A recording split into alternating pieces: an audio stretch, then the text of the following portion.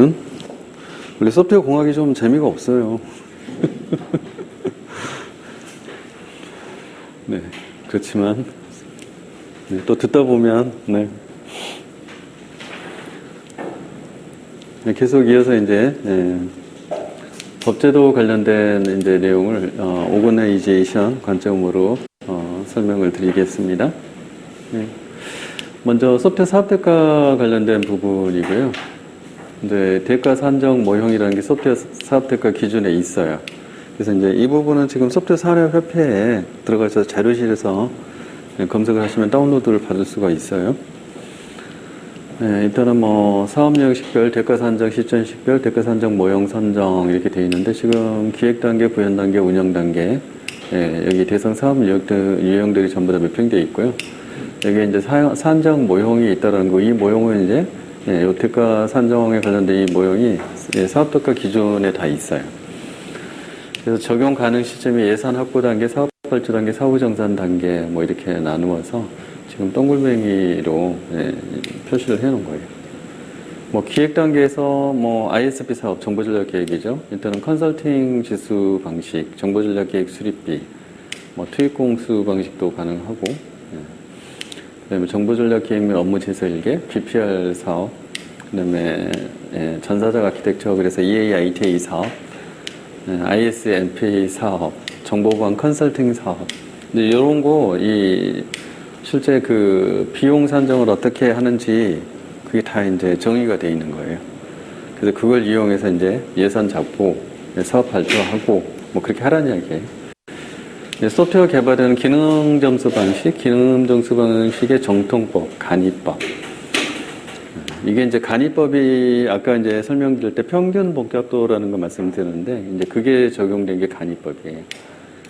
그 다음에 이것이 적용이 어려운 경우에는 투입공수 방식을 쓴다, 예외적으로 뭐 그런 거고. 그 다음에 운영 단계는 뭐 소프트웨어 유지관리, 요율제 유지관리비, 소프트웨어 운영의 투입공수 방식도 뭐 가능하고, 또는 고정비 변동비 방식도 뭐 가능하고, 또 SLA 기반으로도 가능하고, 뭐 그런 얘기예요. 상용 소프트웨어 유지관리, 보안성 지속 서비스, 뭐 소프트웨어 재개발비, 뭐 이런 것들까지 전부 정의가 되어 있다. 라는 거고요. 결국에는 비용 구성에 대한 식들은 뭐 이렇게 되어 있는데, 소프트웨어 개발비 보면 기능 점수 쪽에 가보면은 개발 원가하고 그 다음에 이윤은 개발 원가의 25% 이내, 그 다음에 직접 경비 이렇게 되어 있는 거고, 그 다음에 고정비 변동비 방식의 유지관리 및 운영비, 여기는 변동비 산정, 고정비 산정, 이제 재개발 대가, 이 재개발 부분은 기능 점수, 그 다음에 고정비 투입 공수인 경우에는 몇만 쓰죠? 직접 경비. 그 다음에 SLA 기반으로는 이제 서비스 항목이란 서비스 측정 평가, 그 다음에 보상이나 제재. 그래서 리워드나 페널티를 매기는 이제 이런 부분들이 사후 정산으로 들어가 있는 거예요. 그래서 이제 이 부분들이 좀 여러분들 유심히 봐둬야 될 내용이다라고 하는 거고요. 그래서 이제 펑션 포인트 기준으로 산정을 한다라고 했을 경우에 이제 절차들이에요. 그래서 개발 대상 소프트웨어 기능 점수를 산정한다. 보정 전 개발 원가를 산정한다. 보정 후 개발 원가를 산정한다. 직접 경비 및 이윤을 산정해서 이제 추가해 주는 거죠. 그래서 최종적으로 소프트웨어 개발비를 이제 산정을 한다. 지금 이렇게 되어 있어요. 이거는 지금 유지관리비, 운영비에 대한 절차인데요. 그냥 이거는 한번 보시고.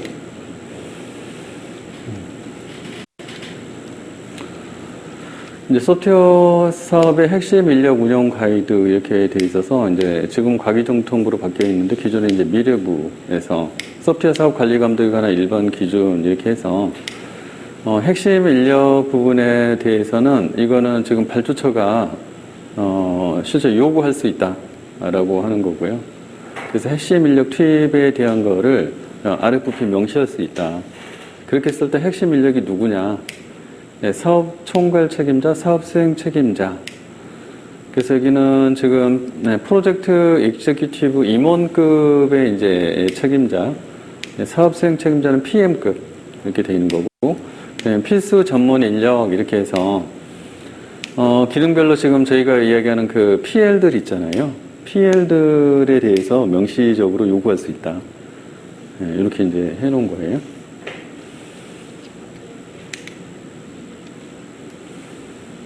네, 일단은 이제 좀 더 세부적으로 들어가서 기능 점수 산정 방식에 대한 이야기고, 일반적인 방법은 이제 정통법이라고 부르고 평균 복잡도를 적용한 건 간이법이라고 부른다. 이제 정통법은 규모 측정 정확도가 간이법 대비 상대적으로 높다라고 하는 거고요. 근데 간이법 같은 경우에는 측정 소요 시간이 짧다. 왜냐면 일일이 아까 저희가 컬럼이나 필드를 일일이 세지 않는다 그랬잖아요. 근데 이거 같은 경우는 이제 그걸 세야 되니까 정통법은 이건 세지 않으니까 짧은 거죠.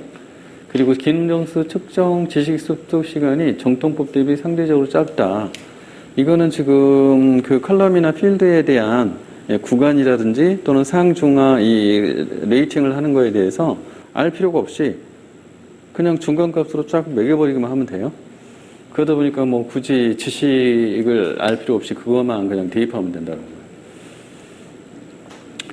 그래서 간이법은 그러면 언제 쓰는 거냐? 이거는 개발 요건만 정의되면 예산 수립, 사업 발주, 개발 운영 및 유지 보수 폐기까지 모든 단계에서 적용 가능하다. 뭐 이렇게 되어 있는데 실제로는 이제 간이법은 뭐 이 요건 자체가 세밀하지 않으니까 언제든지 써도 되긴 해요.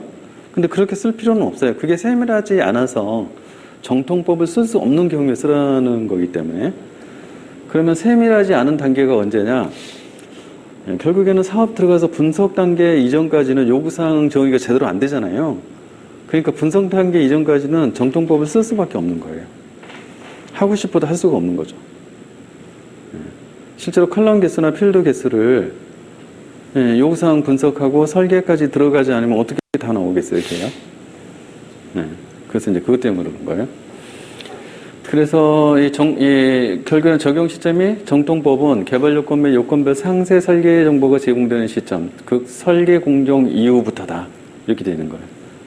그러니까 설계 공정 이후부터만 정통법이 가능하다라는 거고, 그 전 단계에는 간이법을 써야 되는 거다라는 거고, 설계 단계 이후라도 빠르게 뭔가 해보고 싶어라고 하면은 간략하게, 그럼 간이법을 써도 상관없는 거예요, 그때도. 네, 그래서 이제 공식이라고 하는 부분이 결국에는 평균 복잡도 가중치라고 되어 있는 얘가 결국에는 간이법에 대한 것인 거죠, 그죠? 그리고 이거는 이제 정통법에 의해서 실제로 내부 논리 파일, 데이터 요소에 대해서 뭐 컬럼이죠. 컬럼 개수를 세어린 거예요, 이게. 그리고 이거는 테이블 개수를 세어린 거예요. 그 다음에 이게 데이터 이거는 이제 ILF, 이거는 EIF 이렇게 되어 있는 거고. 그 다음에 EI, EO, EQ에 대해서 평균 복잡도, 이거는 이제 간이법이 되는 거죠. 그래서 평균치를 이렇게 그냥 무조건 곱하면 되는 거고. 그래서 상중하에 대한 가중치를 요 구간별로 따질 필요가 없이 그냥 이거 적용한다는 거예요, 지금. 근데 실제로 정통법 기준으로 하게 되면 필드 개수 구간을 다 따져야 되고, 그 다음에 걔가 참조하는 테이블이나 파일 개수들을 다 알아야 된다. 이런 이야기고요. 이게 EI, EO, EQ 다 동일하다. 근데 각각에 대해서 이 복잡도 산정에 관련된 결과치가 이제 최종 기능 점수 산정을 할 때 그때 실제로 이 점수를 얼마를 매기는지가 지금 다 틀리죠.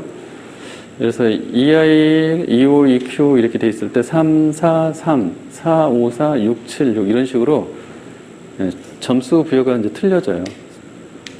상중하별로. 낮은, 보통, 높음 또는 상중하. 해서 이제 이 간이법 같은 경우에는 이렇게 구간을 나눌 필요 없이 이 세 개의 평균 복잡도인 7.5만 무조건 곱한다. 그러면 결국에는 복잡도에 대한 산정 없이 무조건 식별만 되면은 거기에다가 식별된 기능 개수를 넣어서 이거를 가중치를 그냥 곱해주면은 기능 점수가 나오는 구조인 거죠. 근데 얘는 상세하게 컬럼이나 또는 필드 개수를 다 세어려서 구간에 맞춰서 결국에는 상중하에 따른 숫자를 구별해서 넣어주었을 때 값이 나오는 거죠. 이렇게 되어 있고요. 이제 소프트웨어 개발 원가에 대한 보정 개수 산정 이렇게 되어 있는데 규모 보정 개수, 애플리케이션 이용 보정 개수, 언어 유형 뭐 관련된 거, 그다음에 품질 및 특성 보존 계수, 이런 보존 계수들을 반영을 해서 결국에는 기능 점수 가중치를 놓고, 그다음에 단가 놓고, 단계별 단가가 그러면 산정이 되죠. 이때까지는 저희가 앞에서 아까 그 14.143 표준에서 말하는 14개의 그 특성치가 있었죠. 이 애플리케이션 개발에 대한 특성치. 그 특성치는 원래 펑션 포인트 자체를 플러스 마이너스 35% 가감이 가능하도록 되어 있었잖아요. 그거 가지고. 근데 국내 사업대가 기준에서는 그걸 적용하지 않아요. 네, 그래서 보정 전, 보정 후 이 기능 점수 개념이 없어요. 그냥 원가까지 그대로 뽑아버려요. 단계별 단가가 나오면 합이 원가잖아요. 그 금액에다 대고서 이 보정 계수에 의한 이 보정 계수 이 숫자를 썸을 해가지고 여기다 다 집어넣어서 그만큼의 금액에서 비중을 플러스 마이너스 해버리는 거예요. 그래서 결국에는 기능 점수로 뽑힌 이 단가를 각각 보정을 해버린다. 금액을 보정하는 거죠, 결국에는. 사업 대가를 보정하는 형태로 국내에는 되어 있다. 이렇게 보시면 되겠습니다. 이런 거 내용 하나하나를 다 외우시고 그럴 필요 없으세요? 저거 외우실 수 있겠어요? 그런 식으로는 절대 문제 안 나옵니다. 네. 이 로직을 이해해야 되는 거고요. 실제 시험 문제에서도 이런 거를 다 줘요. 그리고 이걸 주고 나서 이걸 참조해서 실제 제시된 기능에 대해서 EIO, EQ를 나눈 다음에 저기다 대입해서 얼마 이렇게 산정하라고 나와요. 네, 이해되시죠? 네. 그래서 이 하나하나를 다 외우시려고 노력하지 마세요. 네. 우리의 기억력으로는 이걸 다 외울 수가 없습니다. 혹시 외우실 수 있다 손 들어보세요. 네. 굳이 그럴 필요 없고요. 저건 다 제시가 된다. 네, 그리고 이제 소프트웨어 분리발주입니다. 네. 하드웨어 소프트웨어 시스템 통합 등을 일괄하여 계약하지 않고 각각 구분하여서 발주 및 계약한다라고 되어 있고요. 총사업비 7억 원 이상, 지자체는 5억 원 이상, 공공 소프트웨어 사업 중에 도입하고자 하는 소프트웨어 제품별 도입가액이 5천만 원 이상이면, 그리고 GS 인증이나 국가 인증 제품이 포함되면, 그럼 분리발주를 해라. 뭐 이런 거예요. 근데 도대체 왜 분리발주를 하라고 합니까? 라는 거예요. 지금 이제 이 바뀐 그 분리발주 방식으로 바뀐 쪽에 보면 발주기관이 SI 사업자, 여기에 이제 애플리케이션 개발을 하는 거예요. 그리고 나서 여기에 필요한 상용 소프트웨어들은 전부 다 별도 발주기관이 바로 계약해서 여기다 넣으라고 돼 있어요. 왜 이렇게 한 거냐? 기존은 이렇게 안 했다는 거죠. 발주기관 밑에 SI 사업자가 알아서 다 했어요. 근데 아까 말씀드렸잖아요. 우리나라에는 그 국산 소프트웨어를 개발을 해서 그거를 전 세계로 우리가 수출을 할 수 있어야 우리나라의 소프트웨어 경쟁력이 강화된다. 그런 다음에 개발된 소프트웨어 자체, 그러니까 소프트웨어 개발 그 자체는 코딩 전문 업체한테 주면 되고요. 그럼 그 부분은 우리가 신경 안 써도 돼요. 그 앞단에 어떠한 소프트웨어를 개발을 할 것이냐가 더 중요하죠. 그 소프트웨어가 결국엔 전 세계적으로 팔릴 것이냐에 대한 걸 결정하는 것은 우리가 어떤 소프트웨어를 상용화된 소프트웨어로 개발할 것이냐, 그걸 찾아내는 게 더 중요한 거고, 그 다음에 그것들이 작동하는 방식을 어떻게 만들 거냐에 대한 설계가 더 중요한 거예요. 그리고 그 설계 능력이 진짜 이제 역량인 거죠. 그것까지 되고 나면은, 그러면 결국에는 우리가 슈도 코드 수준으로 결국에는 설계를, 디스크립션을 만들어서 코딩 업체한테 주면 코딩 업체가 랭귀지를 뭘 하실 거예요? 우리가 정해서 주면은 트랜슬레이션을 해준다. 결국엔 코딩은 트랜슬레이션이지 그 자체가 기술이 아니란 뜻이에요. 근데 우리나라에서는 코딩이 기술처럼 되어 있어요. 그쵸? 기술 맞죠? 네. 이게 차이가 있는 거예요. 그래서 그 코딩을 기술처럼 하게 되면 거기에 쏟아야 되잖아요, 노력을. 그리고 그러한 인력을 기업이 다 보유해야 돼요. 그리고 그 인력들을 관리해야 돼요. 그러면 어느 세월에 전 세계로 수출하는 소프트웨어 모델들을 개발을 해서 만들어내고 돈을 벌어올 거냐, 기술력으로. 쉽게 말하면 라이센스만 팔면은 아무것도 찍어내면 되잖아요. 요즘은 심지어는 뭐예요? 인터넷에 올려놓잖아요. 그리고 내려받아요. 내려받아서 깔 때 라이센스 키가 없으면 안 깔리게 해놓으면 돼. 그죠? 그러면 라이센스 키를 이제 사야 되는 거죠? 라이센스 키 사는 것도 또 뭐예요? 요즘은 다 구독 방식이야. 그래가지고 책 보듯이 그냥 비용을 구독료를 내고 일정 기간 동안 쓰고 나면 익스파이어. 불법이 안 통해 그러니까. 불법 소프트웨어를 쓸 수가 없어. 이런 식으로 막 변화하잖아요. 예, 그러면 핵심에 집중한다는 것은 팔리는 소프트웨어. 진짜로 비즈니스로 중요한 소프트웨어를 업무 도메인에서 발견하고 그거를 만들어내는 게 더 중요한 거죠. 그러고 나서 그거를 구현하는 것은 어디에? 인도 전문 코딩 업체에. 이런 식으로 바뀌지 않으면 미국 같은 데나 이런 데처럼 소프트웨어 패키지 만들어서 우리한테 팔아먹죠. 그죠? 돈은 걔네가 다 벌어가요. 그죠? 이런 식으로 되는 것들을 최소화를 시켜야만 국가의 소프트웨어 경쟁력이 올라간다고 생각을 하는 거예요.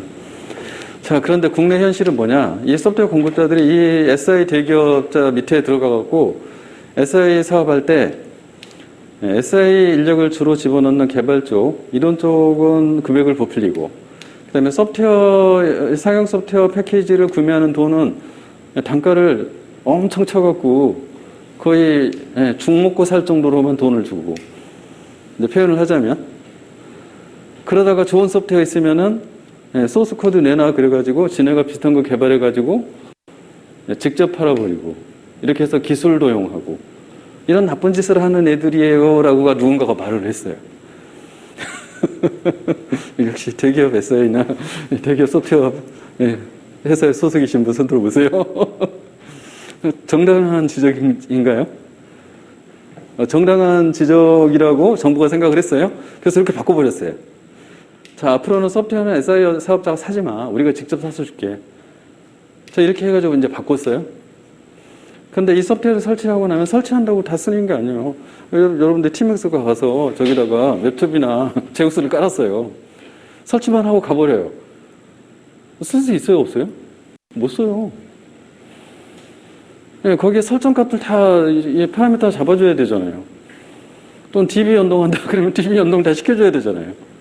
그러한 책임은 누가 진다? SI 사업자가. 이제 이렇게 바꾸는 거예요. SI 사업자 입장에서는 되게 불만인 거죠. 그래서 어쨌든 그래도 기분 나빠? 이제 더 뒤에 또 나와요. 그러면 아예 하지 마. 이렇게 해가지고 SI 사업자를 빼버리죠, 대기업을. 이제는 대기업은 참여 제한에 걸려서 안 하는 거예요, 그죠? 자, 그래서 이렇게 하면 이제 이게 처방이 돼서 우리 소프트웨어 공급 업체들이 이제 전 세계로 수출하는 소프트웨어를 만들 줄 알았어요. 혹시 수출하는 소프트웨어가 어떤 거예요? 여기. 왜냐면 이거 시행한 지가 진짜 오래됐거든요. 아시겠지만. 분리발전 시행한 지가 오래됐어요. 어떤 10수년 됐어요. 그럼 강산이 한번 변했으니까 우리나라가 소프트웨어 강국이 됐겠네요. 혹시 세계로 수출하는 우리나라의 상용 소프트웨어를 알고 계신 분?